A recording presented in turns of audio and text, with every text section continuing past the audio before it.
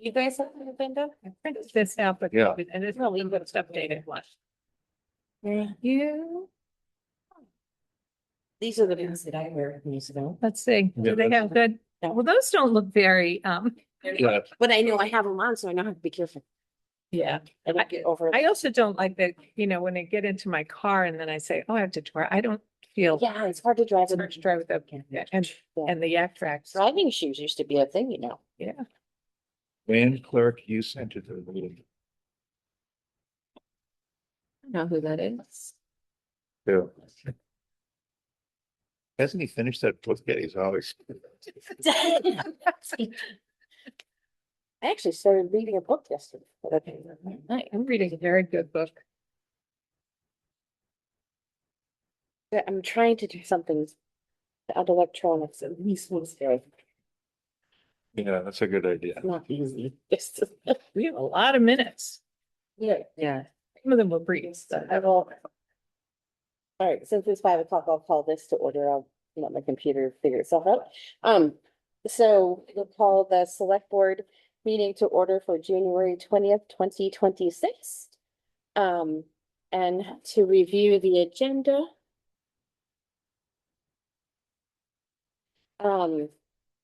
We have first public comment.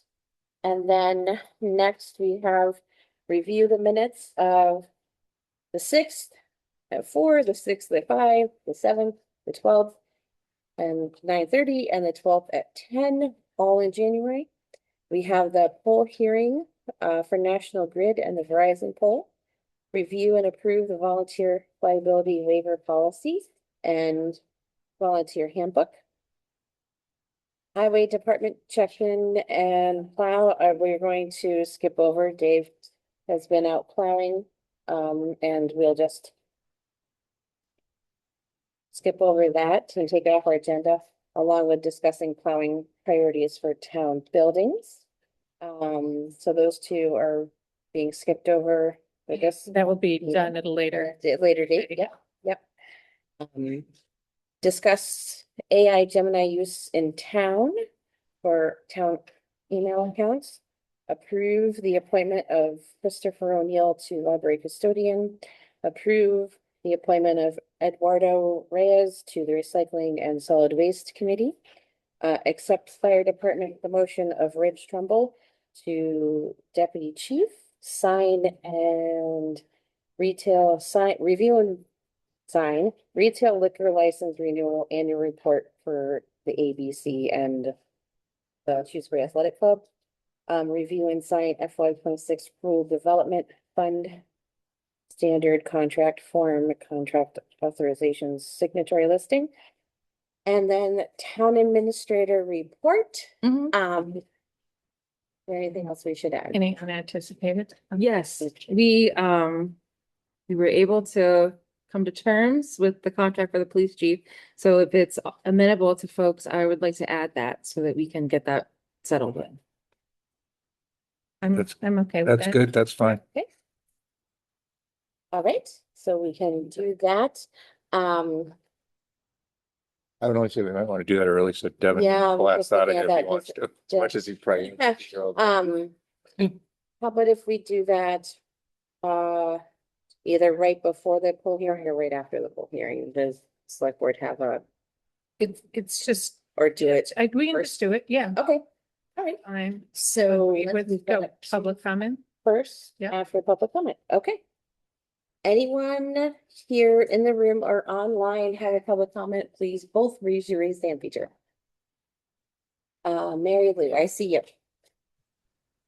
Hi, good afternoon. My name is Mary Lou Kanka, and I live on Wendell Road. I have a couple of questions about the agenda. You have written down JO polls, and I have no idea what that means. Also, the AI Gemini, which is, I guess, some kind, what you're trying to get set up for email communication within the town. And my question about that is, would the public then have to have AI Gemini in order to communicate with the town? That's two. And the third, the new maintenance person for the library. I wondered if that position opened and what the candidate pool may have been. Thank you. Steve Susie from National Grid. If we're going to call petitions, JO just means jointly owned between National Grid and Verizon. Thank you. I appreciate that. Did you hear that, Mary Lou? JO means jointly owned? Thank you. Yes. And as far as the other one, if you want to hang on, we can discuss those two things when those agenda items pop up. Public comment is usually for comments that are not pertaining to agenda items. So if you want to hang on with us, Mary Lou, as we get to those other topics, we can hopefully answer those questions for you.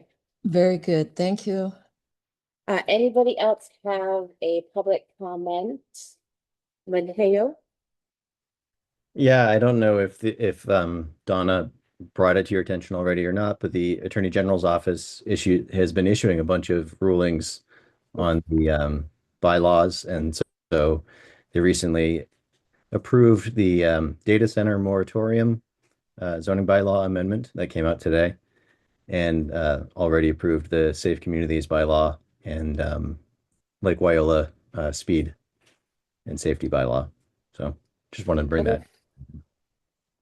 Much appreciated, Mateo. Thank you. Okay, anybody have further public comment? Right?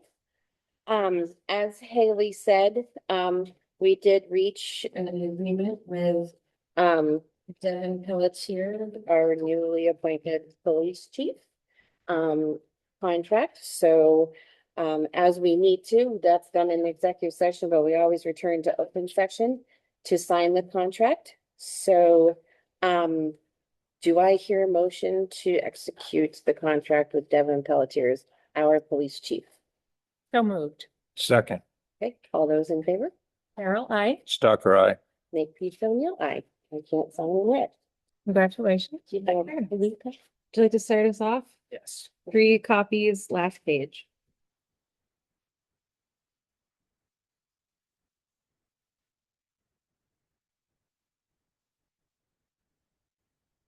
Thank you. You can take that. I have it.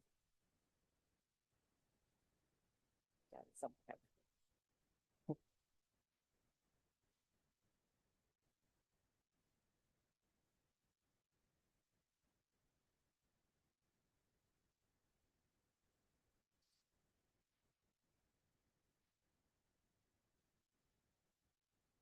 We fill in that date there. Oh, yes, today is the what, 20th? 20th, sorry. That's right.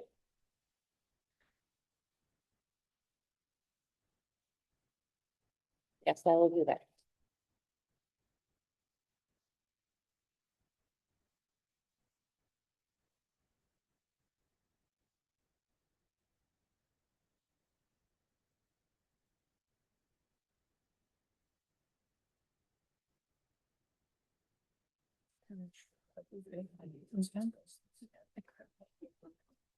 Good job, Todd.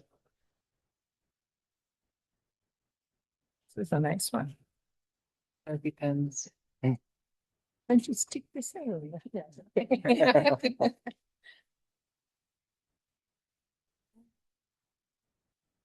didn't know Sharpie had pens. Oh, yes. Highlighters, you name it. Oh, yes. Here's me struggling. Thank you very much. Heather. Thank you. Congratulations. Yes. All right. I got the Sure. letter. Okay, funny. Sorry. It's okay. Okay. All right, moving along, shall we approve the minutes? January 2nd. Yes, do we want to take them all in one lump vote? Or do we want to take them individually? Let's take them into. Individually, okay. Do I hear a motion to approve January 6, 2020? January 6, 2026, 4 PM minutes for the select board? So moved. Second. Right. Were there any edits or clarifications? No, I was good. Good, so was I. All right, Some change on something. I don't know which one they I couldn't, Okay. my printer was down today, so I couldn't. I don't know which one it is, actually. My mistake. Not that one, though. I know those. Okay, not this one. Okay. No, So all those in favor of approving? Carol, I. Stocker, I. Makepeace O'Neill, aye. Do I hear a motion to approve the January 6, 2026, 5 p.m. Meeting minutes? So moved. Second. Any clarifications or Oh, sorry. I think Edit that from was you? okay. all right, all those in favor? Carol, I. Stocker, I. Makepeace O'Neill, aye. Do I hear a motion for January 7th meeting minutes? So moved. Second. Any edits or clarifications? Are those the ones about the, I just can't remember, they the ones about the, when we were interviewing, Devin? No, those were the 6th. Okay, This was a contract. okay, that's okay. Okay, that was okay. The 6th, I actually do something where I should change that, but that's okay. We'll get, I guess we're gonna go back to that. All those in favor of the approving the 7th? Carol, I. Stocker, I.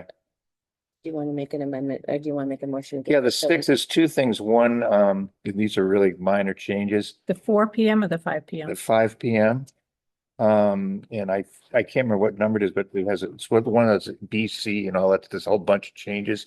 And one of them mentions AIC, and it should be the word should be, has been. Oops.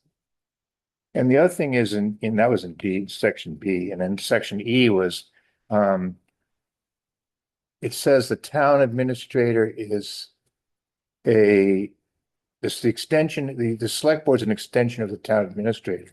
And I think it's the other way. Other way around. Yeah. Yes. Not to be too Okay. big-headed here, but No, you're right, you're right. I think it just gets picked up, Oh. put in backwards. Okay.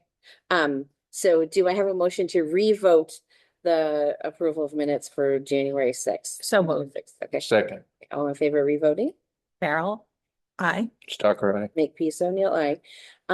So do I have a motion to approve the minutes as amended for January 6th, 2026, 5 p.m.?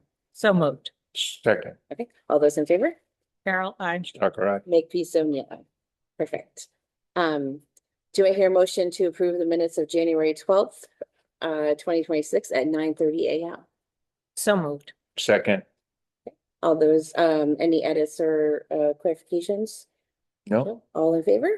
Carol, I. Stocker, I. Makepeace O'Neill, aye. And lastly, do I hear a motion to approve the January 12th, 2026, 10 a.m. minutes? So moved. Second, Any edits or clarifications? All those in favor? Carol, I. Stocker, I. Makepeace O'Neill, aye. Perfect. Thank you, Brennan, for preparing all of those. And Haley, thank you for that as well. All right, so next we are moving on to the National Grid and Verizon poll hearing for Pratt Corner Road for the installation of 9 jointly owned poles with relocation of 8 jointly owned poles. So I will open the hearing for that. And I didn't catch your name. Steve Susie. You, Susie, is here as well as Ahmad Inker. Is he Mohammed? here? Yeah, he's the contractor. He's a contractor. Okay. Perfect. So I'd like to open that up now. Steve, would you like to give us a rundown of We're restricting, beginning at a point in grid 19 feet west of the center line of Pratt Corner Road and Douglas Road, which would be installing new pole 1-50. We're petitioning to install new mid-stand poles 1-50, 5-50, 6-50, 7-50, 9-50, 10-50, 12-50, 14-50, 16-50, and relocate 8 poles, pole 2, 3-50, pole 4, 8-50, pole 9, pole 12, pole 13, and pole 15. The reason for this is starting, there is a new solar farm, cogeneration farm. So starting from there, we're upgrading the wires to heavier size wires in spacer cable. So, that way from the substation on Pratt Corner Road all the way up to Leverett Road, you'll have updated lines and spacer cable connecting everything. Okay. All right. So do When we you say space to, okay, yes, question, when you said there's a new solar installation, I mean, there's a solar installation that's been there for a number of years. Well, yes, it takes a while for to get some of these plans to get okayed and upgraded. for them. But yes, as of, this was in my work queue that I broke my foot.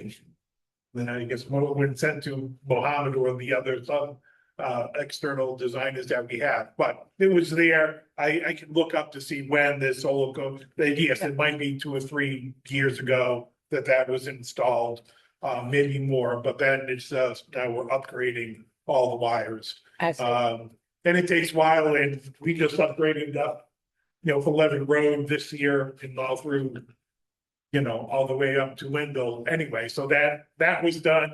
Now we can do this section of upgrading up to the new updated wires on Leverett Road. Will it have the diamond wires that Wendell has? Yeah, this is upgrading it from, just on cross arms to the diamond shape, which is spacer cable. And we have to split these spans because there's a lot more tension, and then with the upgraded wires, there'll be a lot more heavier wires. So, which would increase, the electric load capacity of the wires. And if we put on a spacer cable, just the shape of it, the tension, that really itself cuts down on outages, poles like fall off the wire a lot more easily. So one question is whether or not, have you spoken with either our town's conservation commission about this yet, or do you have to do that, or? We do for any drainage job, not just this one. We do go through an environmental checklist. The only thing that I could find when I reviewed it is there's a stream up near Pratt Corner Road and Leverett Road that's already existing going under the road. Right, And so something like that, we do environmental, checklist for and say, yeah, here's a new pole, but poles are being set within 10 feet of an existing road within the street right away. Usually we have an exemption for that, but there is an environmental review anyway sent to our environmental consultants that work with us. And they will check with the town of the conservation board if we need to get a permit of any kind. so it's up to you to decide if the permit, not the. No, the environmental Yeah, consultant right. will contact the town and they'll discuss it. Right. That's still pending just because you wait until, okay, we approve the poll locations, and then if there's anything, we'll go to, if there's any questions to the town. Conservation Shouldn't Commission or that- anything.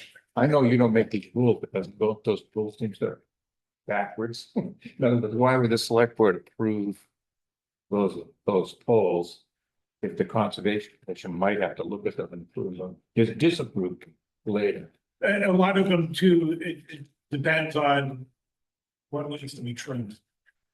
So there might be some trees that we'll talk about. Can we cut it down completely or we just trim it? So, and then they'll discuss that. There is on here, there's several trees that have been noted that will be trimmed or would need be, but then they'll discuss it with the town arborist, the conservation commission, and then the negotiation with that. And the other question is, I hate to be a pain, I'm just sort of fair with all the things, but one thing that happens is, and I know it happened, on that first project you mentioned on Wendell Road. The town incurs a lot of costs when poles are changed, because we have to take we own the broadband network in the town. The town broadband has to change from one set of poles to a new set of poles, obviously. Is there any reimbursement from the town for that, or could there be, or is there any precedent for a reimbursement on that? Do you know anything about that? When we put the poles in and someone has a space, they transfer over. A lot of times people will request our poles to be upgraded to put in new sets of wires, then there's a cost. But that would all be done with like the billing and agreement between, if the town owns the cable with that cable company. that would already be set for the condition of service and the okay to attach to the poles. There's an agreement in the contract, and whatever that contract says, I don't know, but that's all contractual. Gail has a question. She is part of our broadband. Gail? Yeah, hi, Gail Hundress, South Laurel, MLP manager. So just want to clarify that yes, every time an infrastructure upgrade happens from the utility companies, that the license that we have and the contract with them transfers to the new poles. So we don't have to go through a new make ready process. We don't have to reapply for their poles. However, there is a cost associated that where we have to move our fiber network from the old pole to the new pole. This is standard. We're a third-party attacher for National Grid. So the problem comes, or the challenge comes, when, for example, the 7 miles of Leverett Road and Locks Pond and going all the way down to Lake Wyola was upgraded in the last couple of years. It cost us nearly $200,000, about $188,000 to move on our entire network to the new poles. So I think what Eric is understandably asking here is there any precedent when a utility company upgrades these poles to kind of give money back to the town for the cost that we will incur for the upgrade? That's us, like post-design, post-construction. That's, someone from the town liaison could look at your contract and contact you back, but that's something that goes, like you said, that's on a contract. And whatever's in the contract, I don't know. You would know that more than me, but these things happen all the time. We upgrade lines, communication companies transfer, and whatever the cost that is, that's all in the contracts, in tariffs with the state, because the state approves that, and I don't know the answer to that. I will have someone look into that and contact you back, but I don't have the answer other than it's somewhere in the tariff, I'm sure. Yes, it's not in our current contract. I think the real question is there any precedent for this? I would love the name of the liaison for the town with National Grid and Verizon so that I can reach out to them. Yeah, we will get that information out to you. I don't know, I know it just recently changed, so I don't have it off the top of my head, but I will get that and send it to the town administrator and you, Gail, just writing down. Yeah, just send it to Haley. We're in touch. I had a question for Gail. Gail, what is the nature of that contract that we have? So we have a contract now with National Grid to use their poles. Is that the deal? Correct. So we have a contract both with National Grid and Verizon, separate contracts with either company. The reason there's two companies is because of that JO question that Mary Lou asked. They're jointly owned. So we have to have a contract with both of those entities. It is an evergreen contract. So it lives through the life of their presence in town, and however long that they have poles in the town, that it renews. It's not a term contract. I can share it with anybody who wants. It's public record, and it specifies us as a third-party attacher. So essentially what we're doing is we're renting space on the poles that they own. We need to provide proof of insurance and we pay a rental fee every year for those poles. So, and it's nothing nefarious there. It makes sense, right? They're paying for the upkeep, and if a pole breaks, they have to fix it. All that's true. The unexpected costs come for some of these upgrades, and we've had an unusual number of them in Shutesbury, and so it has had a negative impact on that. I do want to point out that infrastructure upgrades are also benefit the network in the way that the poles are sturdier, right? These are newer, better, often larger poles. So it's not that we get nothing for an upgrade like this, but it is costly.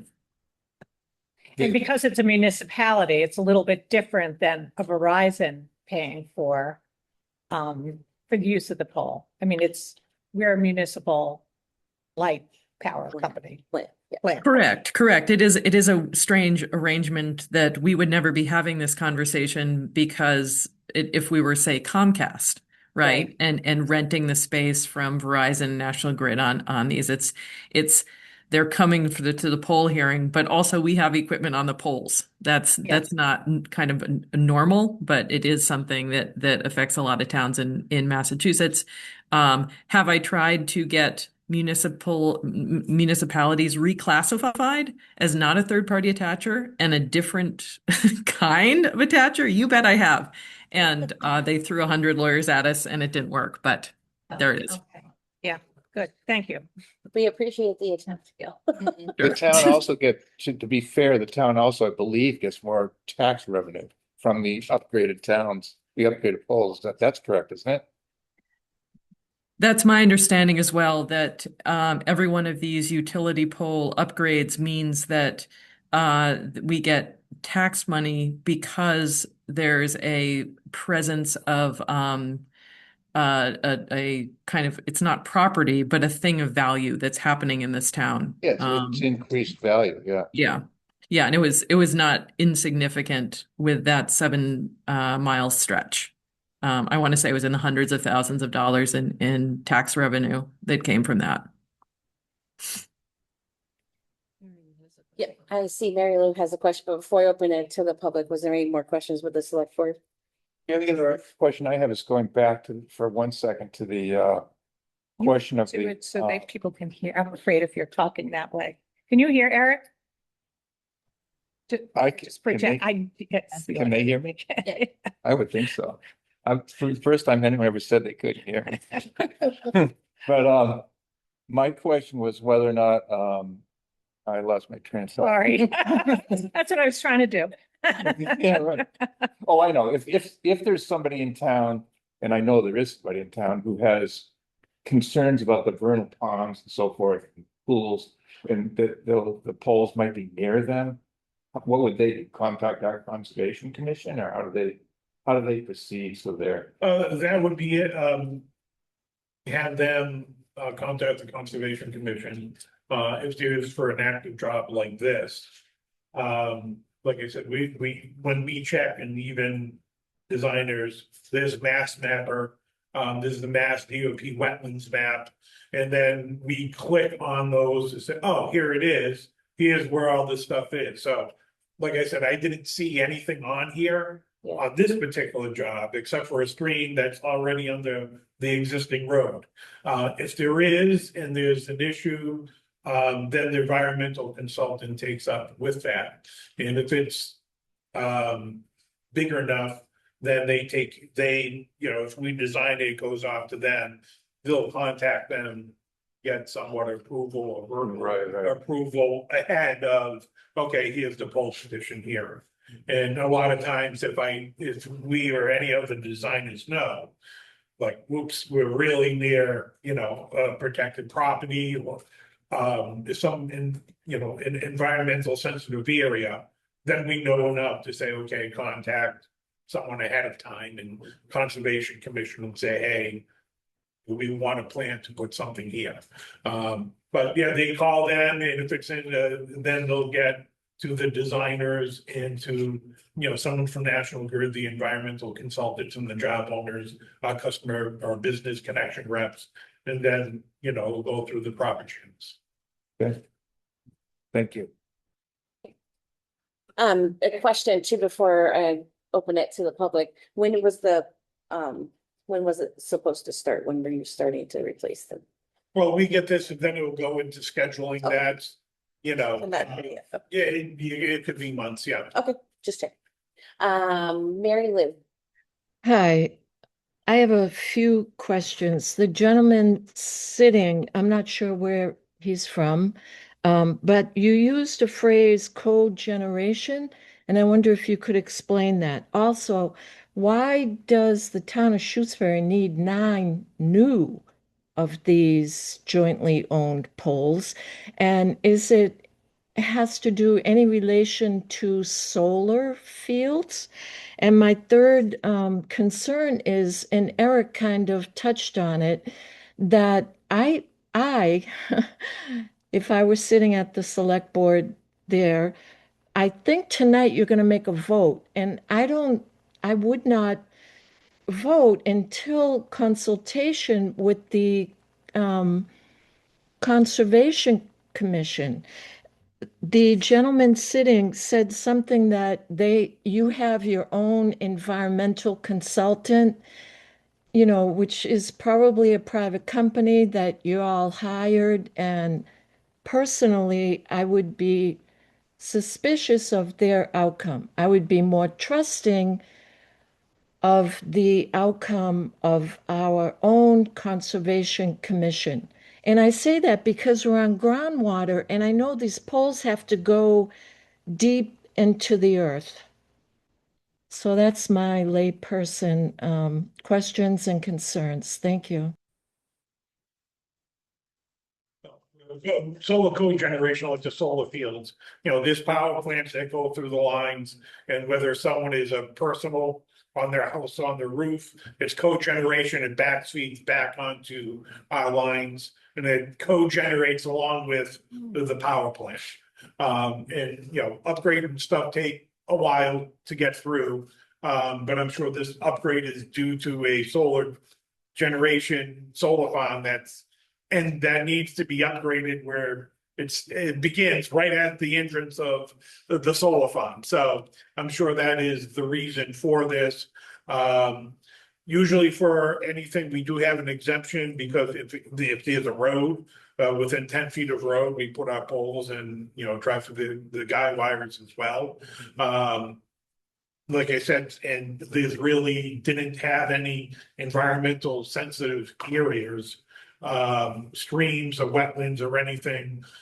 Priority habitats are real protected species that's on Mass Mapper. And so we do put our poles in, but it's 6 feet in the ground. Excuse me, you did mention an underground stream. So I can only figure that you all have found some underground stream, that you have found. It goes underneath the road. It's It's a a culvert. It's a culvert already. It goes under the road already. There's a culvert there. It's not an underground stream. Yeah. It's above ground and it has a culvert already underneath the road. Okay.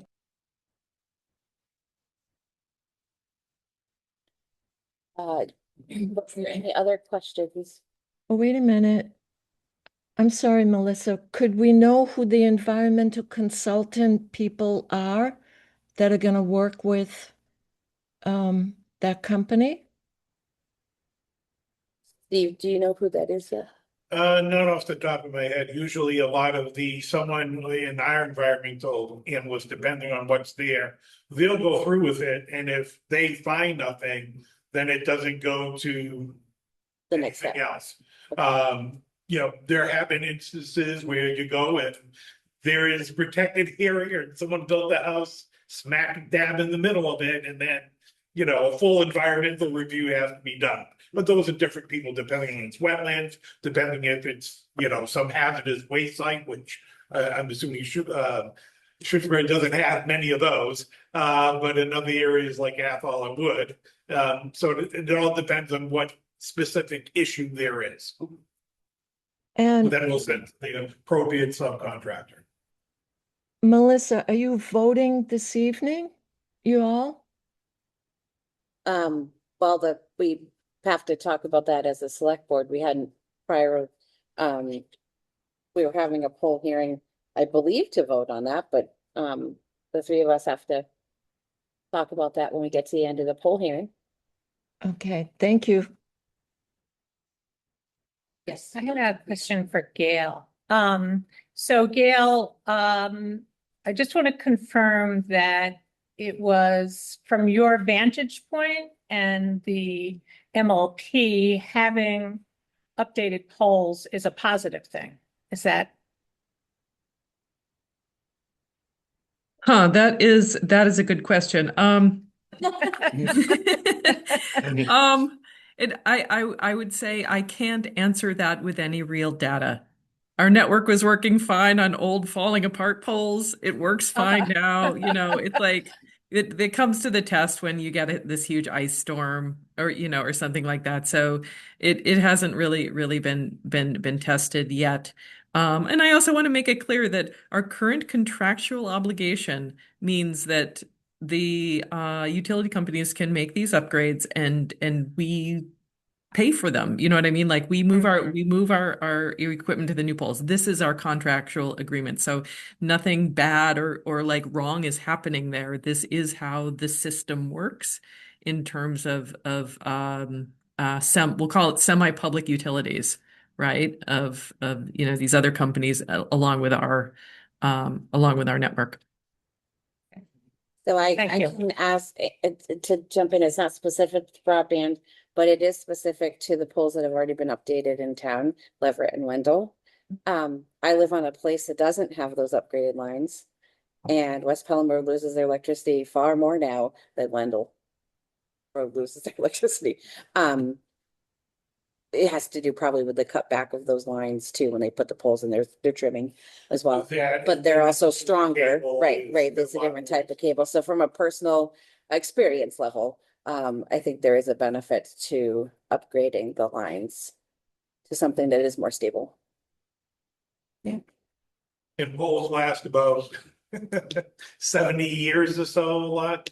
So they're gonna be all set and in good condition for decades now. So I didn't realize they lasted that long. It's worth mentioning too, electric use is not necessarily going down, particularly if people have like EVs at home. Like that, so you need But the there's extra wires. steps. Any other questions before we got ourselves? What does the select board feel like? Do you feel like, I mean, you were suggesting that, do we want to have any consultation? We haven't heard anything from the Conservation Commission. No, yet. we haven't. And I guess, I believe the system is, as Steve's suggesting, and I think it is sort of backwards in a sense where if they don't see any problems, then the Conservation Commission isn't contacted because they think everything's cool. And it's kind of like a weird way to do it to me, but that's the way it is. I mean, we could hold off and then give the Conservation Commission an opportunity to weigh in if they wanted us to consider and then vote at the next meeting on the full hearing, if that's okay with me. I know we have residents in town who think that there are issues with the vernal pools and so forth. And well, one thing on here too is we gave people notice to come with any concerns. Right. So no one, that includes any and all members of the Conservation Commission. right. So if they saw this and they can look at what's in town too.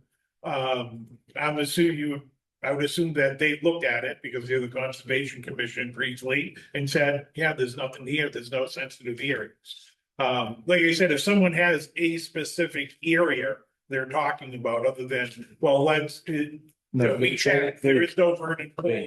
These people do, but What address and what pole is that? I can't tell you, I could look up I can forward you the email.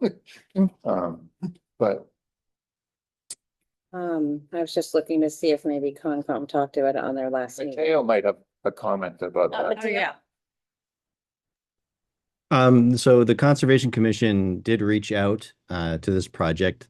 I contacted them on December 18th to sort of clarify that, the utility exception doesn't apply if there's a pole that is within 10 feet of a resource area. And we had received a comment from an abutter to the project stating that there is a certified vernal pool within 10 feet of one of the poles. And so I sent an email reminding the project that they needed to apply to the Conservation Commission for the appropriate permits if that was the case, and letting them know that if they were not sure if it was the case, they could set up a site visit with the commission. And they confirmed that they received the email, and that's where it ended. There was never any request to set up a site visit with the commission, and there was never any letter or application sent to the commission about this project, as opposed to the pole on Montague Road, where, let's see, there was a notification of utility maintenance activities for a pole project there that was addressed at the January Concom meeting. It was, so no one gave specifically a specific address, a specific poll number for this. I'm just trying to say if it's just a concern in general and it doesn't apply. No, this was, the contact person, the resident who complained did give their address, and indicated that there's a certified vernal pool on the property within 10 feet of where this pole is going. And that's why, for the Conservation Commission, I reached out to the project to ask for clarification and to offer a site visit. And we never heard back. So that's where it ended. Yeah, then I would say we should wait. That's Yeah. all. Yeah, I think, I mean, I think I'm talking a long get time. back in touch with the Conservation Commission and Right. say, we want to hear from you. I mean, On that particular. Yeah. Okay. All right, so we will believe we keep the hearing open until the next meeting. Mhm. We don't close it tonight. And then Haley, will you reach out to the Conservation Commission, asking that question? Yep. So we'll put this on our agenda also for February third. Third. Perfect, okay. Sounds good. Right. Sorry, Stephen Mohammed, we couldn't decide tonight until we hear the Conservation Commission on that. Haley, can you forward Steve the address of Yes. that poll? So do we need a vote to leave it open, or are we just leaving it open? I think we have to vote to close it and then vote on Okay, approval. we're not voting to close We're it. not closing. Okay. Just leave it open Okay. until Table. table it, yeah, Okay, So continue. continuing it. continuing it. So I'm gonna make a motion that we continue the hearing. Second. Until I'll second that. after we've had an opportunity to consult with the Conservation Commission. Second, Second. all those in favor? Carol, I. Stalker, aye. Make me so aye. Perfect. All right, so you'll check in with them then, okay. Awesome. All right, thank you, everybody. Oh, I'm sorry. Thanks. Steve. Moving on to review and approve the volunteer liability waiver policy, and the volunteer handbook. Yeah. Take it away, Haley. Yes, so this spurred by a discussion between Mary Ann and I about, when should volunteers have to sign a waiver? Basically what's our risk of liability. So I've just drafted something pretty straightforward. Anytime a volunteer is going to be doing any kind of physical labor, if they're in a sensitive environment, like say the fire department or place outdoors, whenever they're operating town equipment, if they're traveling on behalf of the town, if they work with vulnerable populations like seniors or students, and like one-time events. And then we can just have all the waivers signed, and recorded. And that part is I think pretty straightforward. And then, so I also created a release form based off of something that Donna had sent me earlier, and just jazzed it up a little bit. So it'll be pretty clear to the volunteers what is expected and why. And then finally, based on our new personnel policy, I just went in and kind of cleaned it up so that it would be more suitable to a volunteer position. We don't need all the legalese required in that. We just want volunteers to understand basics like confidentiality, ethics, conflicts of interest. You can't use a town position to lobby or do any kind of political partying.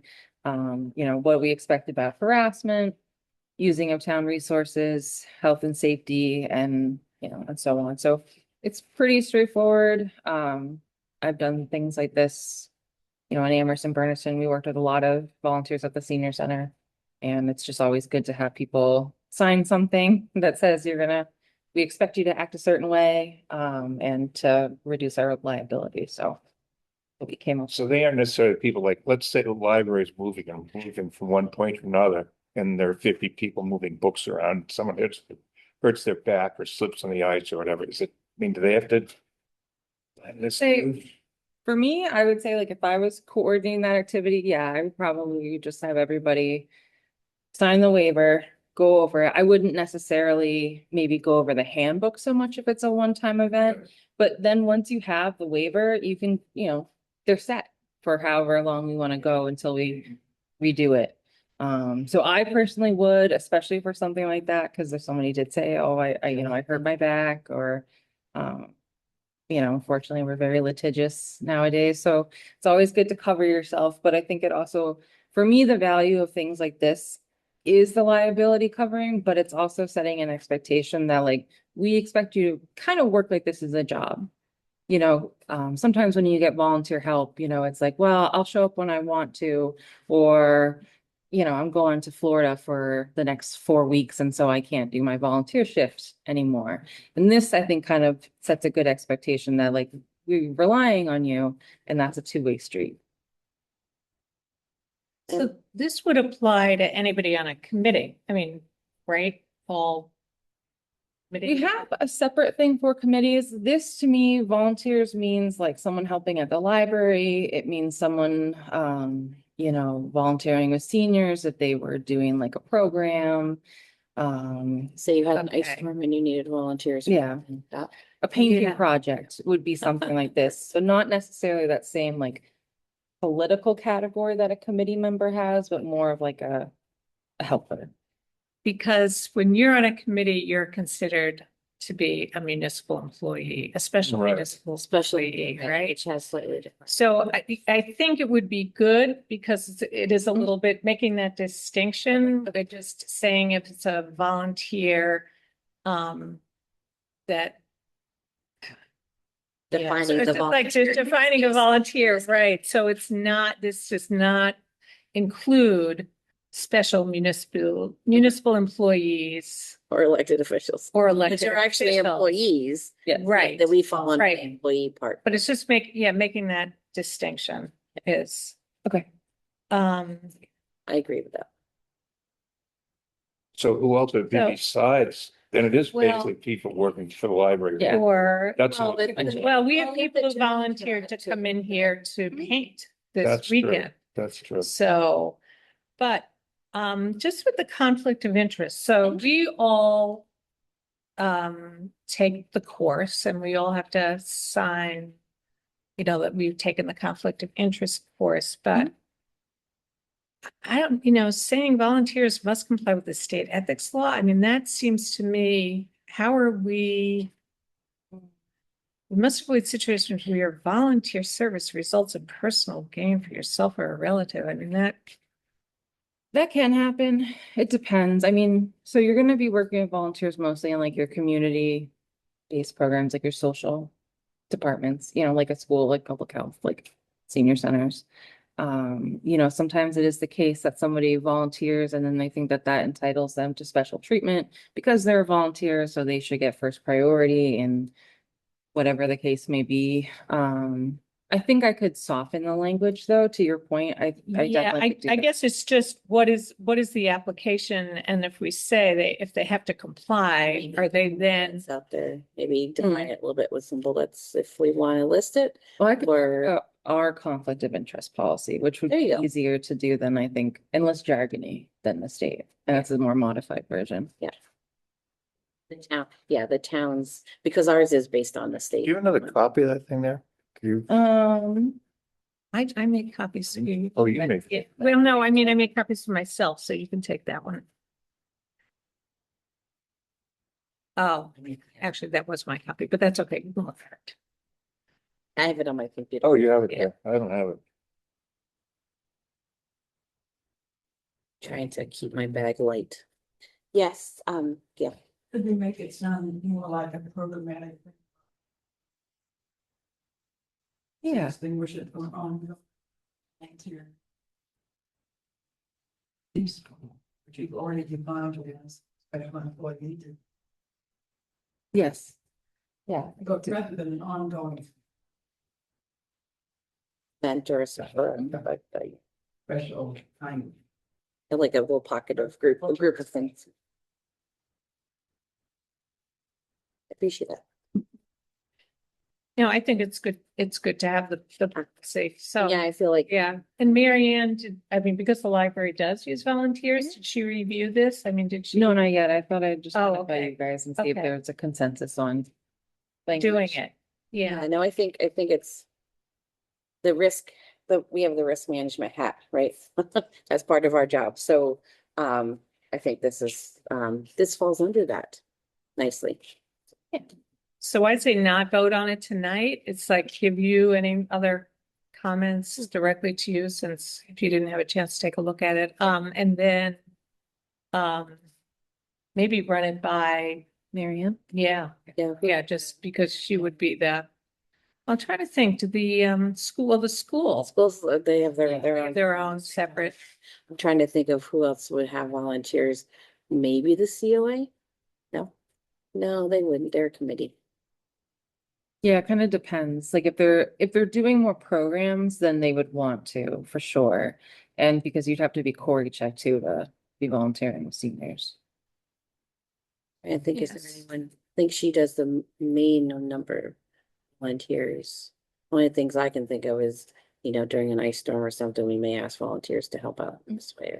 And anybody working with the fire department is an employee, right? So, Right, yeah. yeah, okay. All right, I think that's good. So any other comments, we just get back to you and then you'll check with, Check with Marianne and then we'll have that.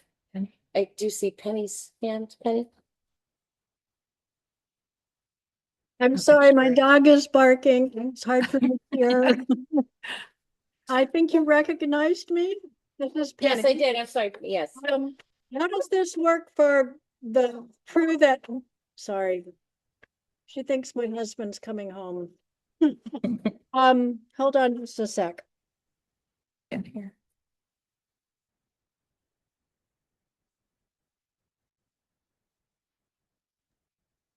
How does this work for the garden volunteers?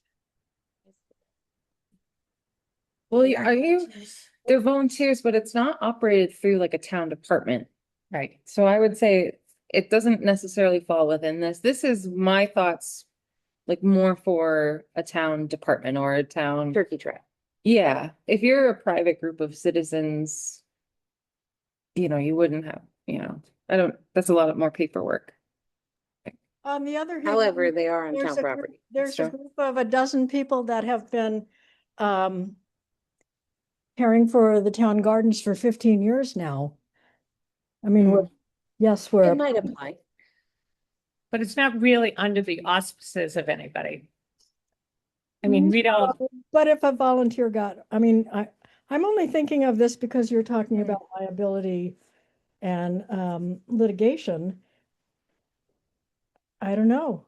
I don't want to cause a problem, but we stand out on the road in front of the berm and Might be a good addition for them. I think we should ask Donna, yeah. Yeah. That's a good question for. because it's not a town sanctioned activity, but I understand we're on town property.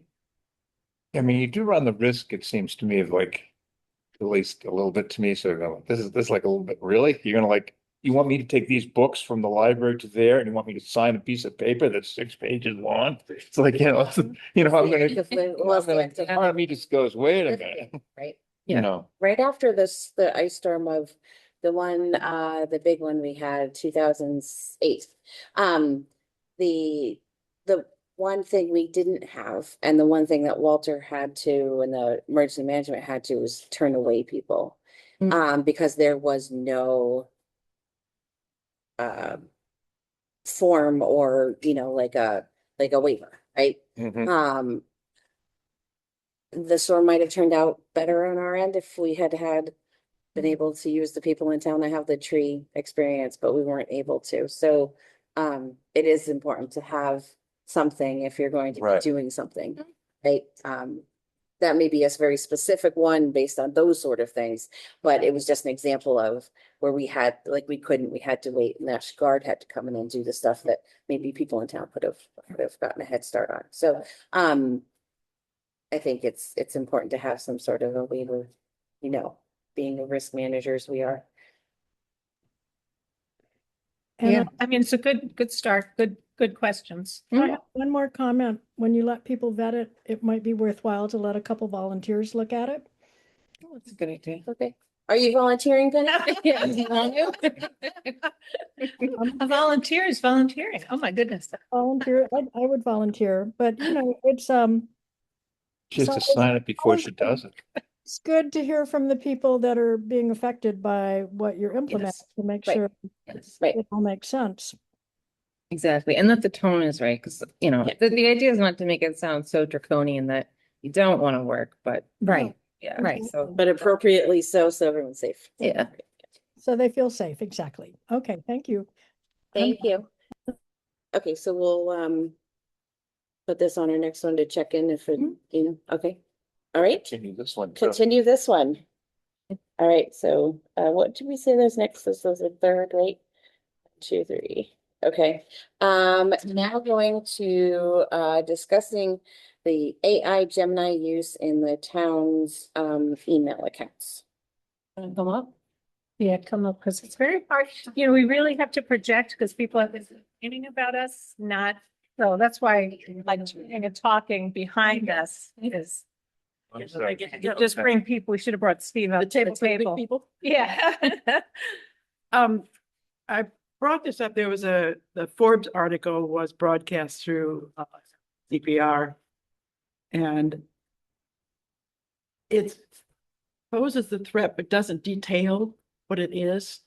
And I don't know enough about the back end of security and stuff, but what it raised in me immediately is how secure is our website? How secure is our organizational emails?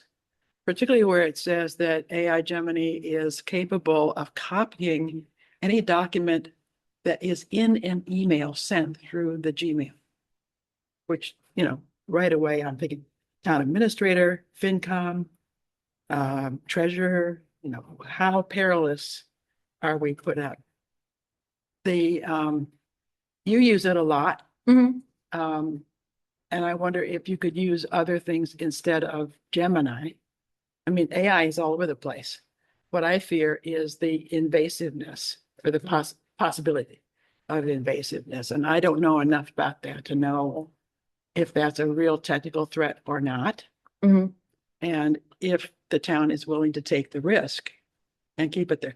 It can be, the Gemini can be turned off globally on the back end of the organizational emails. But that means that anybody's in a Gmail who wants to use it is denied access to it. So AI Gemini is just for those of us who are not kind of part of this world. It's Google's Yes, artificial intelligence way of collecting information, right? Yes. I mean, at and the end of the spitting out day. stuff, but mostly the collection part is what. Right, and so we don't, so the question is there any jeopardy where, let's say we have exchanges with our town council, right, through email, that's confidential. So could somebody, through the artificial intelligence be pulling that information out? And we would never know. I mean, we don't know how And it it's could going to be be used. disseminated. It could be broadcast then. And that is my sense of threat, I wonder, Gail, you are our resident. Is she still here? Gail? AI knitter go away. Yeah. I ran away when you asked that question. So this is way outside my area of expertise for Okay. not this job, but my day job. The AI is just completely bananas right now in terms of its infiltration into just about every discipline out there. And so I do not, unfortunately, have any special information about this. Everything is moving so fast, right? And I think it's great that you're asking these questions, but I'm afraid I can't give any guidance. I have no idea. I wish, yeah, I wish I knew more. Yeah. And I guess I would only just say, like, be conservative, hang in there. As this changes and evolves, we're gonna keep learning more about it, and things are gonna happen, Gail, and they're not all gonna be good. And you can't, don't make yourselves nuts trying to solve for all these things, because again, it's happening too fast to kind of keep up with it and to prevent all the worries. Gail, do you have some way to direct us towards someone who might be able to assess our vulnerability in the Gmail system that's being used for the organization here? I mean, it's not just a web software issue, or it's not just Yeah. and The one that comes to mind is KP Law. Are you guys familiar with them? Yeah. They're like Massachusetts premier municipal law firm. I have a feeling they probably are tracking this pretty closely. That would be my only recommendation. Yeah, that's a good That's helpful. suggestion. I was thinking That's about helpful. Thank what have other municipalities yeah, done? yeah, I see it as a municipal problem. Yeah, And it is a municipal problem. Yeah.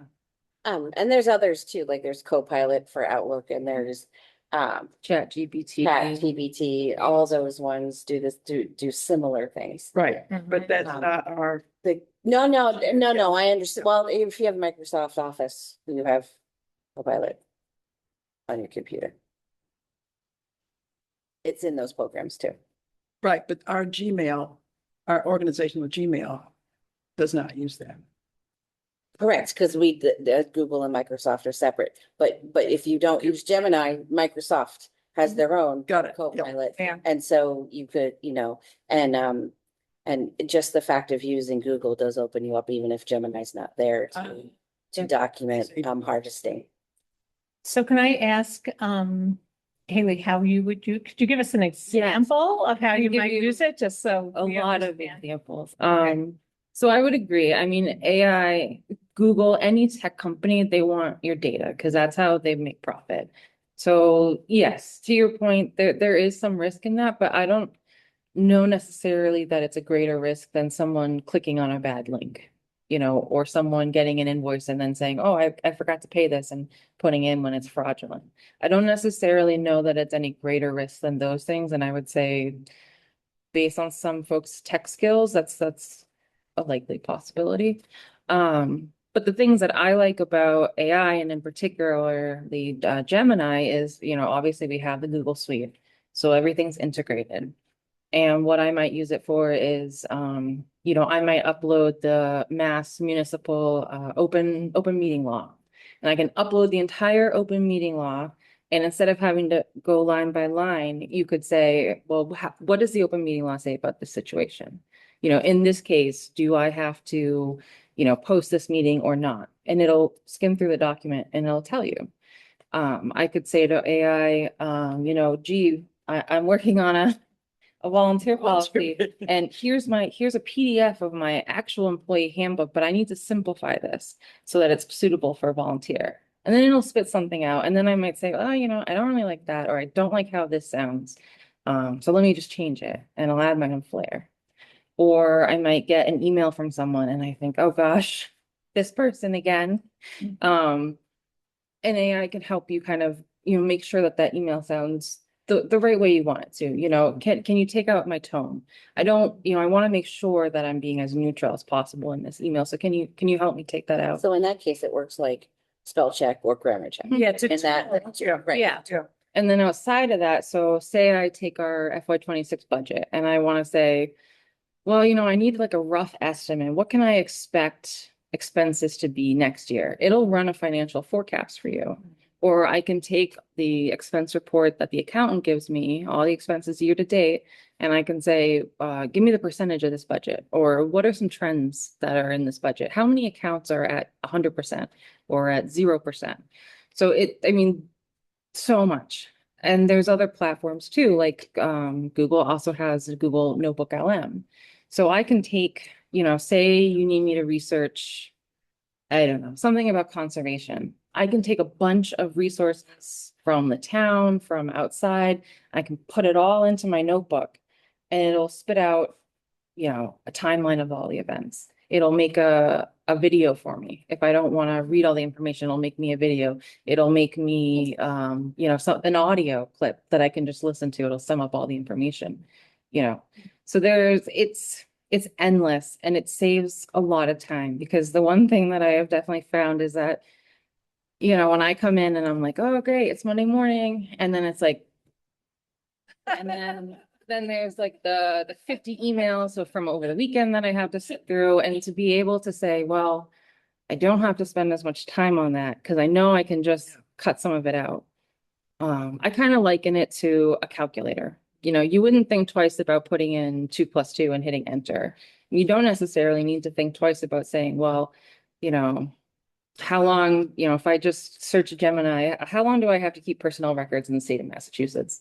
And it'll just tell me. As a tool, I can see that. Yeah. What I'm concerned about though is the invasive quality of it. That's. So you're concerned about someone, again, we use that of Donna, like Haley sends an email to Donna. And that email is intercepted by somebody? What do you? That's what I don't know. That's your question. And isn't anything we put out there accessible for AI? I mean, the reason that you can get these quick answers is that it has reaches into everything. So you could say, okay, I would like to know what is legal liability in Shutesbury over the. And it'll tell you. Yeah. And there's different programs too. Like one thing I do like about Gemini is it'll show, like if you ask it to do like a deep research project for you, it'll show you its thinking. It'll tell you, well, I'm going to do X, Y, and Z. I'm going to look at these sources, then I'm going to cross-reference. So you can actually go in and say, well, I want to change. I don't want you to look at Shutesbury's website because I don't want that. I want you to look at like Belchertown's website. So you can be very specific with it. But like I said, I mean, companies like Google, I mean, they have all our info anyway. It's, I don't necessarily know. Not Google so much. It's the people who, well, I see Jessica's up there. We've had this ongoing problem of somebody trying to log into the COA account in New York and New Jersey. See, but I don't know, that's kind of like a user thing though. That's not necessarily a Gemini. Security, that's not. Yeah. Gemini. And honestly, I think people would, if we could get maybe like a cybersecurity grant, they do have training opportunities, or if there's a free Well, one. that's been an issue I've been bringing up how many years now? Yeah. No, cybersecurity, But it's, I mean, in texting and so forth, a lot of things are encrypted, like, so in theory, Yeah. nobody knows, nobody can get at it. I don't know if it's true or not, but. And I mean, it can be scary. I'm not gonna lie. Like we could have a fake image right now of anything to do with all of us, and AI can just spit that out. There's a lot, if you're not, it's happened. yeah, We've been there before. yeah, there are people who routinely get scammed because people are very good at, yeah, like it's insane how it can be used for really bad things. But I think the crux of the issue is still the user error component. And it sounds like, honestly, we should probably deactivate that COA email and just get a new one. Tried it. You tried that and it's still working. We've had one since. Okay, so let me make my plea this way. That you follow up with this outfit and see what the legal schmiegel and see KP Law. what the Yeah. risk, what the real risk is to us as a municipality to have Gemini in our Yep. organizational emails. And I'll make another plea to get us some cybersecurity. Yeah. Somewhere, somehow. Yeah, and maybe it's the cybersecurity, well, we all have to do the ethics stuff, so they're 1 hour, you sit through them, you No. do an individual. I'm just talking about some people like, cybersecurity training. Yeah. not just the cybersecurity I think platform. what I'm looking for is some assessment of the vulnerability of the towns. Yeah, Mhm. well, I'm talking about on that, but also the security Yeah. part, because there's the human element. to Treasure it. was breached, what, 8, 9 years Yeah, ago? well, back, Oh, yeah. yeah. You know, and towns certainly like will pay fraudulent invoices. We all seen our neighbors fall victim to that. I think what you're asking for is likely something we'll need to write a grant for. Cause I would think that to have a consultant come in and do that kind of work. Doing this assessment and how. Yeah. might Then But the establish some training, kind of an ongoing maintenance to assure. yeah, Some, that's a lot modicum of.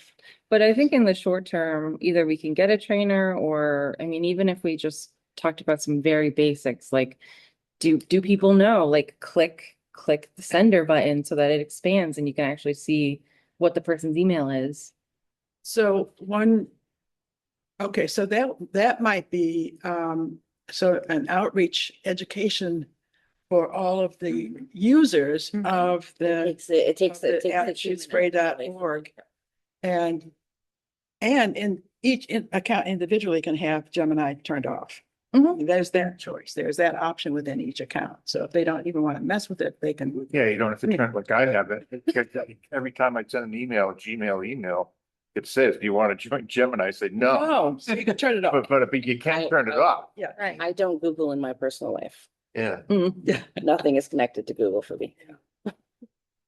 But So this that might be a third thing, yeah. to a little have different, some- a totally different subject, but one that is related is like, what about backups? Are we backed up sufficiently?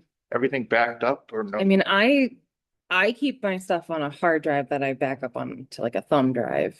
I Right. can't say the same for every employee. Because that was one of the issues with the When the treasury, with the treasury thing, was it, there was no place to go. Yeah. yeah, there was no place for them to go back to figure out where, whatever. It wasn't backed up. Yeah, I think it's certainly very feasible to get some backup hard drives and Right. just have people. At the very least, if not. Yeah. Like. The only issue I think, well, that can be cumbersome. It's not really even an issue, but it's cumbersome is to take if you have it all in the cloud, you have to download everything and then you have to sort that into files. Yeah. So like on Right. my computer, I've been trying to actually do more things on the Lovely. computer. Yeah. And then I have it all arranged, but Right. We don't have a network per se. We don't have, like, the treasurer is not connected to you, to the, it's very Those disjointed. sentences. it's very disjointed, so. Well, I It's not would gonna just, be one of my pet peeves. Is there an advantage to that? I think, I mean, yeah, There used to be when the computers weren't tied together, because you're like, oh, well, if one computer gets hacked, the rest don't. But you also, there's safety in numbers in a cloud system where you're paying someone to be able to do that for you. But you also have the ability of Haley can have a folder up there and she wants the select board to see certain things. She can give us permission to see Go it. see it, So yeah. there's some shared filing that can Yeah. happen in that way. Yeah. But it's also backup as well. So, I'm gonna have backups and backups of your backups and I would just say, if we're gonna have a if we're gonna talk about consulting, it's like have it a a good wider, idea. wider. Have a wider, open that question too, the backup question. Yeah. Yeah, and Oh, that would be part of the cybersecurity. Yeah, right, yeah, right.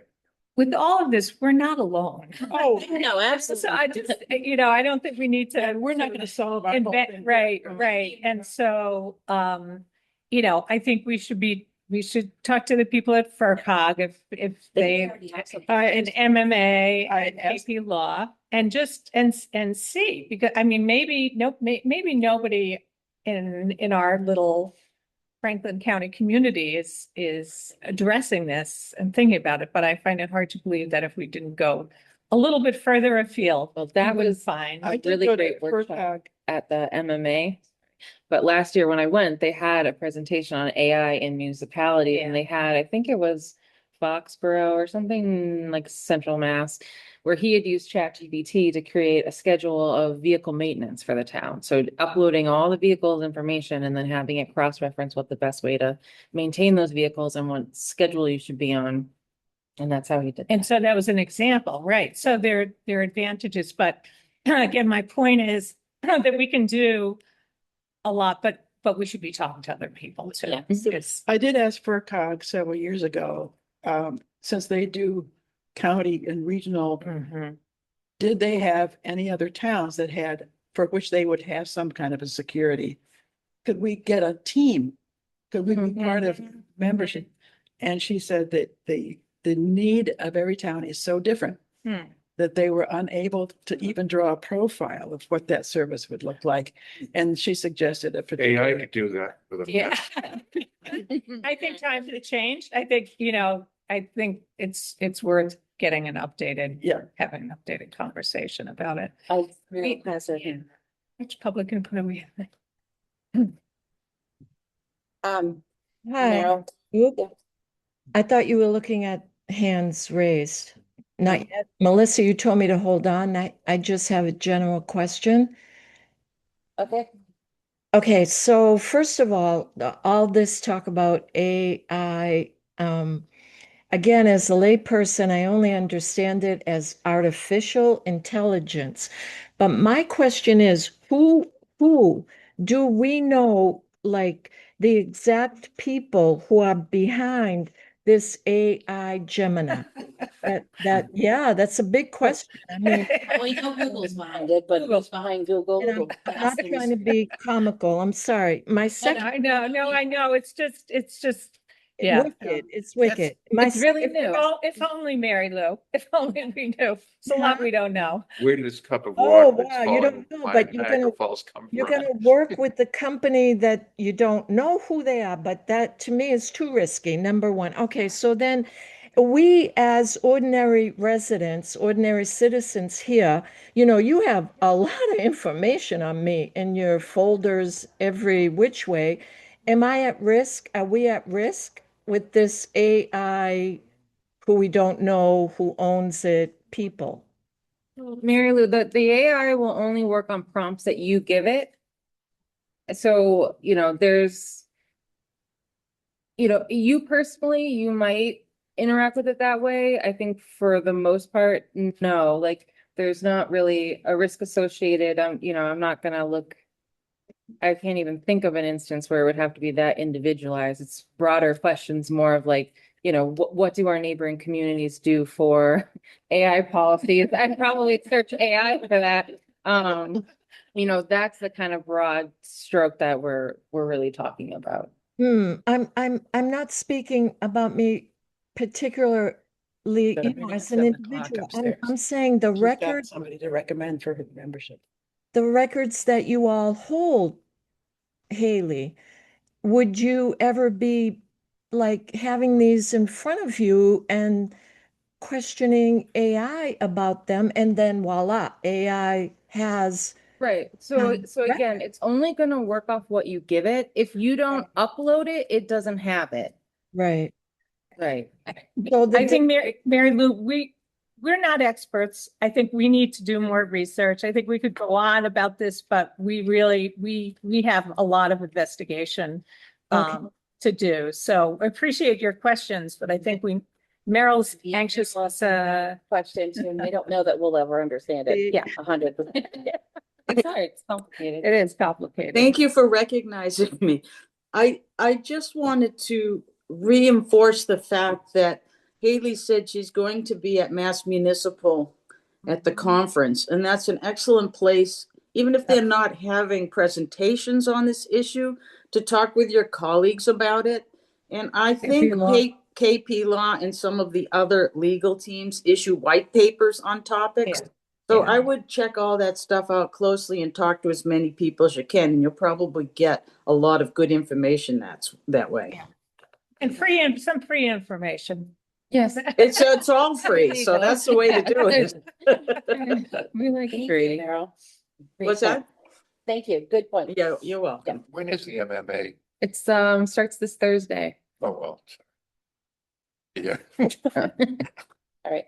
Was there anything else to discuss on that particular issue? To my Seems like it's ongoing, so, Thank you. thank you, Gail. We'll step and touch on that, maybe part of your town administrator reports. Okay, so the next is to approve the appointment of Christopher O'Neill to the library custodian. I can answer historical questions. I cannot talk to the subject because full disclosure, this is my husband and I like Rick, so And let's can recuse. listen. Yes, but I can answer questions on how it came apart about if anyone asks. Do you have? I have the letter, it's to be signed by our vice chair, Mr. Stalker.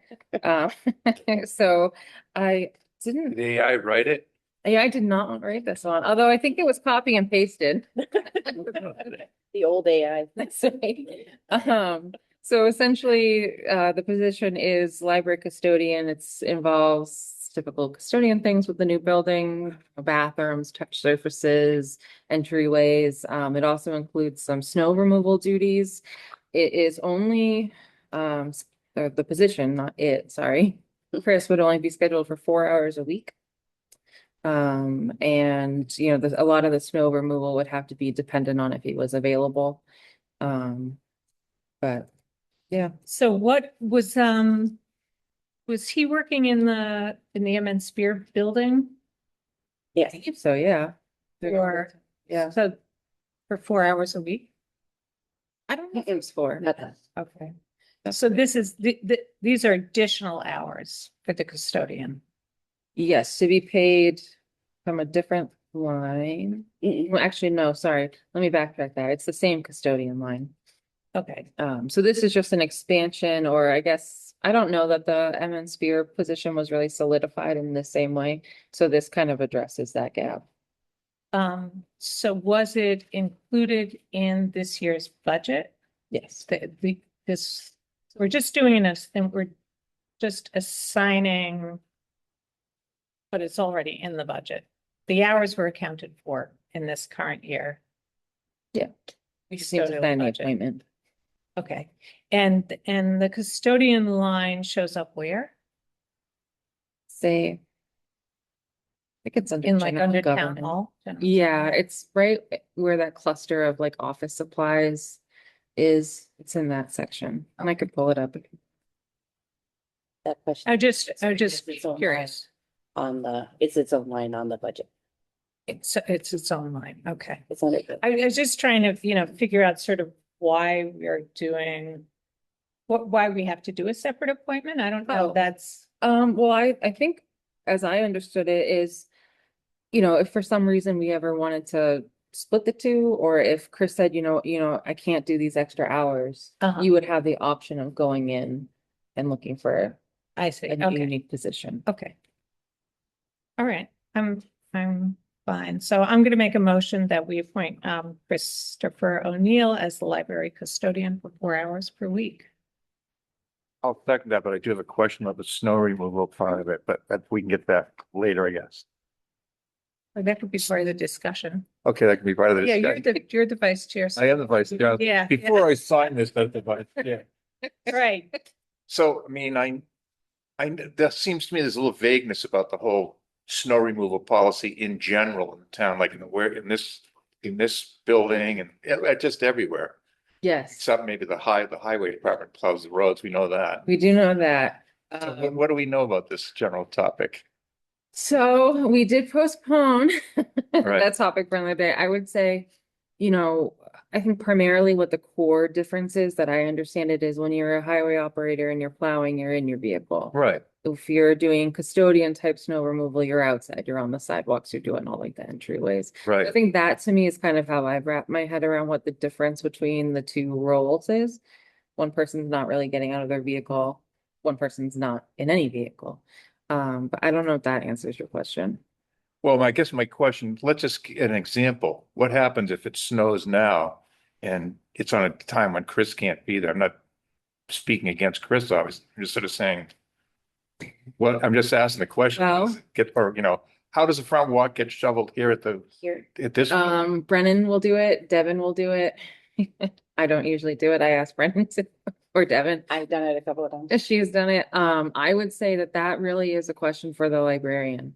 When I worked at the senior center, if our maintenance guy wasn't around, I had to shovel the walk. And we actually had the wheelchair ramp was not covered. You had to do this like crazy ramp, but yeah, I can just relate it to my own experience as a department head. If the weather was bad or I didn't want people to come out, I would cancel programs and I had to be prepared to do it myself or have another staff person do it. So that, and that was Berniston. Berniston, yeah, because Amherst has obviously a full-time maintenance department. I think it's sort of, there's a larger question and Yeah. it came up in previous winters, particularly with this building here, because people were, staff was coming in and they were having to shovel. So I think we need to look at sort of what are all the needs. I mean, now we've had a really bad winter so far with lots of little storms and lots of need to remove the snow because there's a lot of ice buildup and it's really treacherous. And yeah, talk about people falling. I mean, so I think we need to have some plan for how we're addressing. Now we have this new library, we have sidewalks there, but we still have this area. We need to have some plan for how we're gonna deal with shoveling. And if that's a separate contract or whatever, I don't know the answer to that, but the way it's I guess being this is a hard done, point. the way it's being done now, it's not working. So, yeah. So we need to talk about it. Yes, yes. A lot on that February 3rd agenda. So in the meantime, I think we should sign this, right? Yes, Thank you. yes, so I make. I have to. Oh, you're abstaining, I'm sorry. Second, do we vote? You needed to get us to vote. So Oh, I second. made a motion, you Second, second, second. okay, and then you say, well, okay. Eric, All in favor? Farrell, I. Oh, Stalker, I sorry, I'm trying to. So many things at once. Want me to sign stuff and talk at the same time? I can't do that.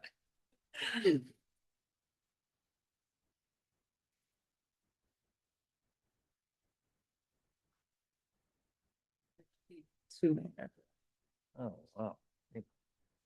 It's triplicate. We'll go overtime for this.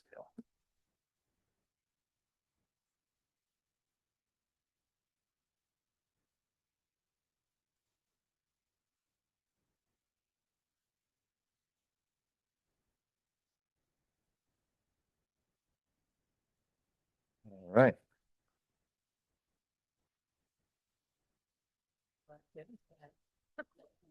Here, have a, No, no, you have to before I eat them all. Okay. The next one is to appoint of Eduardo Reyes to the Recycling and Solid Waste Committee. Had showed interest in wanting that position. Meryl still here. Meryl, did you want to give any information about Eduardo that you would like us and the public to hear before we appoint him? Sure. He helped out when we had the event on the town common. We had a table where we were doing games for a recycling quiz for people and some other engaging activities regarding recycling in town. And he was very interested and knowledgeable and ready to help. And we're always welcoming that on our committee. So I would definitely enjoy having him join us. And seems like he's ready to do some work, which is all we ask. Right. Okay, I will make a motion to appoint Eduardo Reyes to the Recycling and Solid Waste Committee. Second, Okay, all those in favor? Farrell, I. Stalker, aye. McPherson, O'Neill, aye. Great, thank you. Thanks, Meryl. Thank you. Okay, the next one is to accept the fire department's promotion of Richard Trimble to stick as deputy chief. I don't see one here. We got that email from Lenny where that he had intended to appoint or promote Richard Trimble to the deputy chief position. So Has he been on, I'm not, he's been on the. he's been on the fire department for a long time. Would you like to? Yeah. I can read the letter. Since joining the Shutesbury Fire Department in May 20 2017. Richard has been an exceptional asset. Despite arriving with no prior fire or medical background, his strong mechanical skills allowed him to become an advanced firefighter more quickly than any other member I've ever worked with. He maintains high attendance for both fire calls and weekly drills and has completed outside departmental training, including fire officer, advanced tactics, and strategies course. Following his promotion to lieutenant in November 2022, Richard has consistently exceeded the expectations of that role. He is highly respected by his peers for his experience and technical abilities. He even ensures I am notified of his availability when running errands out of town to maintain optimal coverage for the town. While Richard has the skills to manage emergency scenes in my absence, his current rank as lieutenant can present challenges during large-scale mutual aid events involving other departments. Proper command and control are essential during chaotic events, and a deputy chief title will provide him with the necessary authority to communicate effectively with outside fire departments. And I'm confident he's the right person to take on these responsibilities. Great. I will make a motion then to approve the promotion of Richard Trimble to Deputy Fire Chief. Second, All those in favor? Carol, I. Stalker, aye. Makepeace O'Neill, aye. Do we have a letter to sign for that or no? I don't know that we, do we? It's Lenny's. Does No. Lenny, I think that's point him in his role as strong chief. Okay. Now to review and sign the liquor license for the renewal of, retail liquor license renewal annual report for the Alcohol Beverages Control Commission for the Shrewsbury AC Club. Do you want the letter? Sure. So this is, we do this every year. What this does is it just lets the ABCC, Alcohol Beverages Control Commission, know that we haven't had, know that we've said that it was okay for them to have their license and that we have no violations of their for 2025 or the year prior. And then Brennan sends this in and we go from there. So no violations on their current liquor license. On their current one, right, from the one from the past year, Yeah. and, or the MOU that we have with them, so. Okay. Yep, so, so do I hear a motion to sign the letter letting the Alcohol Beverages Control Commission know that there's no violations on the club's part for 2025 calendar year? So moved. Second, Right, all those in favor? Farrell, I. Stalker, aye. Makepeace O'Neill, aye. So I'm just gonna take a second and sign this.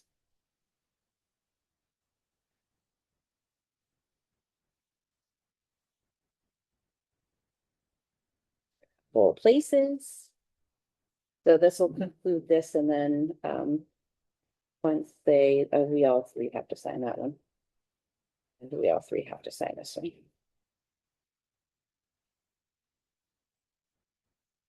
First letter, then three of us sign here.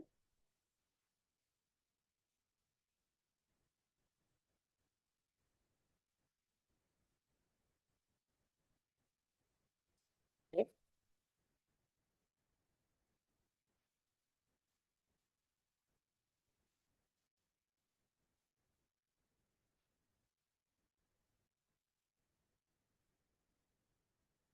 And there.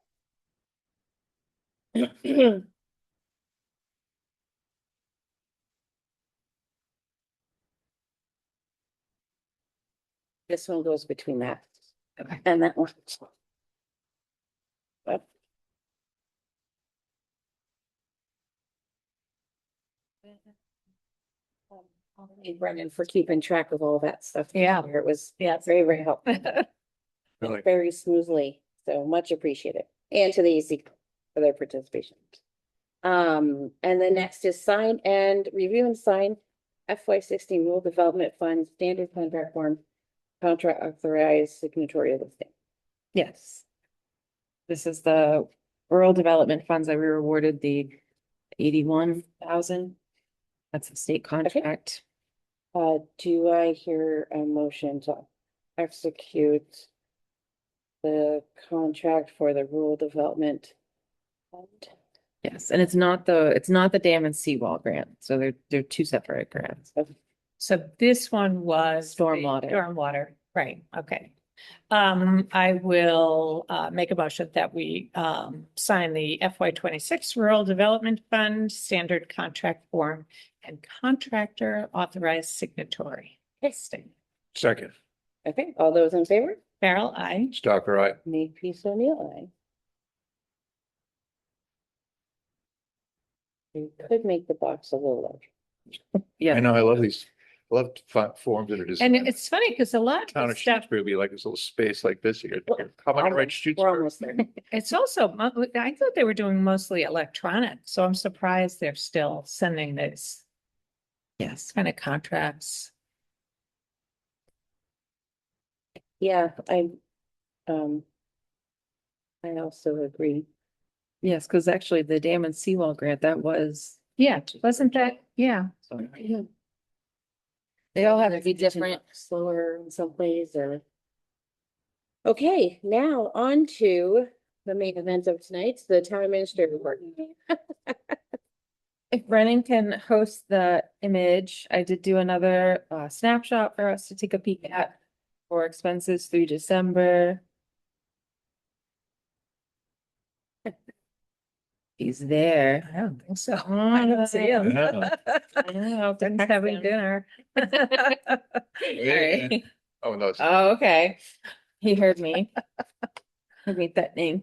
So this is just a quick look at our expenses through the end of December, so almost halfway through the budget. That's pretty typical for this point in time. But what's not so typical is if you look at our equipment maintenance and our supplies, we're running very high. And, so both with the highway and with the fire department. So part of that is due to our highway equipment being, I would say, almost constantly in and out of the shop. Not only does that have the impact of taking time and money away, but it also has the impact of slowing down normal operating procedures. You can't grade a road if the grader's in the shop. Regional school, elementary school, I think the region does salaries on a quarterly basis. I might be wrong on that. And that's why it's only at 36% compared to the region. Employee benefits, though, that's pretty normal for this way through the year. The snow and ice, actually, you're gonna see a big difference between this report and next month because we have expended our snow and ice. So I think there's some. I think when I spoke to Gail, you have to declare like a snow emergency to let the deficit, so we can put that on the agenda for next time. But you know, other than that, in this budget cycle, you see a lot of front-loaded expenses. So the contracts, you know, the dog officer, the emergency phone system, unemployment benefits, all those happen at the beginning of the year. And again, high maintenance demands, you know, we really need to look at, and I know that the capital planning and FinCom are aware of this, but looking at long-range maintenance needs. And Dave did apply for a grant to have funds to put towards a new grader. So hopefully that would be a huge help. And then if you just scroll back down to the bottom, please. So looking ahead, you know, getting all the necessary bodies together to really come up with a master plan for repair and maintenance. You know, we don't want to be in a position where everything is going at once and there are certain things that we can predict. You know, even I hesitate to paint this as cosmetic because I don't think it is, but like having the town hall power washed or repainted, you know, those are the kind of things that make an impact, you know, so how do we plan for that so that it's happening regularly? How do we fix the highway roof? You know, all those kind of things. So I would definitely gonna try to put together some more joint meetings of the various boards, because I think everyone needs a seat at that table. Can I just ask a question? What's highway maintenance versus equipment maintenance? I mean, it's So- only, what is it? What is the difference between those two? So I think it's. I mean, Is that the sand and salt and? no, that's all out of snow removal. So Okay. I think it's just I wish actually Dave was here. So I can. Sorry. Venture a guess. So the equipment maintenance, you may have the police in there with the. Yeah, you should have, 75%, I would think. Right, so Oh, with that's highway highway, equipment. with highway, no, okay. So with the highway stuff, it's the roads are hard on the equipment. And he has had I know there's been tires, there's been, the tractor has had issues. There's been a few other things. The grader's been, I think Grader's the biggest. biggest part of it is the grader. Has been down at Amherst Welding multiple times. So, But we could ask him when he comes. when he does his review, we can ask him what the thing is. But I do think some of it is equipment, some of it is the bigger equipment, some of it is the smaller equipment. that they use on the, I think you know, you're right about mowers, that. Things of that. And nature. that So might be, like you said, a grouping of other departments. it could have grouped it up for you. I Yeah. think it did. Um, But yeah, I mean, the, between significant in the, the fire, significant. yeah, the fire one, which I think there were some predictable costs in there, like certain bills that come due at the beginning of every year. But for the maintenance to be and it's higher now, Right. but, you know, we're not even into spring mud season or, Mhm. you know, the summer. So I think Dave already has on the docket to put enough income transfer request to cover those costs. And then obviously supplies. You know, everything is more expensive. Dave said that the sand and salt are much more expensive and it's harder to find. There's some shortages too. All those little things. So when are we scheduled to meet? I mean, typically we meet with the finance committee at some point just to go through. If we work backwards, so town meeting is May, Second Saturday. is it at the 9th or Mhm. whatever? I'll pull it up. I mean, there's not a lot of time. No. You know? It never is. Yeah, so yeah, I mean, we really need to schedule at least, Yeah, May you know, 9th. an initial meeting with the finance committee in February. Do you want to include capital planning? Because all those requests are due February 3rd. And it might be a good idea to have Sure. that, See what's on the thing. So, because there's some what big, is our meeting after that? Third plus, so the- it would be At the the 17th. 17th. Is that That sounds right. yeah, Another 14th. it's the Saturday. Tuesday after President's Day. and sometimes people are away. That's school vacation Oh, that week. is school vacation. It's Maybe it's we do a one-off special meeting, not in our normal schedule. I don't know. Why don't we check with the finance committee? Because I know it's often been hard because at least a couple of finance committee members have kids in school and they're often Yeah. away that. Why don't we be the flexible ones, I guess, maybe? You know, rather than doing it on our normal schedule, or maybe if it's on their normal schedule. Yeah, because they'll They'll meet the week before. Yeah, they'll meet the week before and the week after. They may still be doing the Previewing budgets, yeah. but Yeah. I'll ask them. So that was that. For that chart. Um, Yeah. that I actually bug design. So I did a little, but the math, yeah, I had it to help me a little. Exhibit A. AI, exhibit AI. So there hasn't been a lot of movement on the dam repair, but we did get the contract in. All the pre-bidding is in. I had a meeting with GZA last Friday. They're gonna send me some contractors and then we can make a selection on that. So then we'll know more about the next steps after that. So GZA will maintain their role as sort of whatever they are. Yeah, The overseer, the engineers, this yeah, like a project manager. project manager. Okay. Construction management. So they'll be doing that. Donna has a title examiner looking at the abutting property. Mhm. So just so that we can get a complete understanding. And I did get in touch with them just to let them know, since that person's on vacation, we're likely not gonna be able to meet until early February, but I sent that out to them so that they know that. just a reminder that we had to change the staff meeting date to January 27th. And then just one quick thing is LifePath has community grants open. So I put in an application for $3,000 for a town newsletter, thinking that we could save some of the money from this fiscal year if we get the grant and it lasts for a year.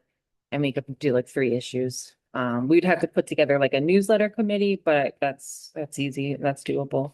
Yeah. Appreciate that. Oh, and I can also say that they are going to have another meeting of the Age and Dementia Friendly Council here at the Shutesbury Public Library on March 25th. So we get to show off the new library. Nice. And we have volunteers to come and paint. I should just let's talk about that. We did get an offer. And From the Sirius community. They were looking for a volunteer opportunity, and I suggested that we finished painting, had this room painted, that we talked about doing the hallway. Yep. For the bathrooms. Anything Yeah. we can slap paint on. Yeah, so, but if they're gonna, it's this weekend, it's Saturday. So one of us has to be willing to open up and I think help set up. I can get the additional paint. I can just go to Kohl's and get, Yeah, the same color. what we need. Yeah, Yeah. and we just continue that. Mhm. But, are you around, Melissa? Or, I mean, I can do one of the, Hang on, let me just double check. I'm not around Saturday, I know that. Yes, I'm around Saturday. okay.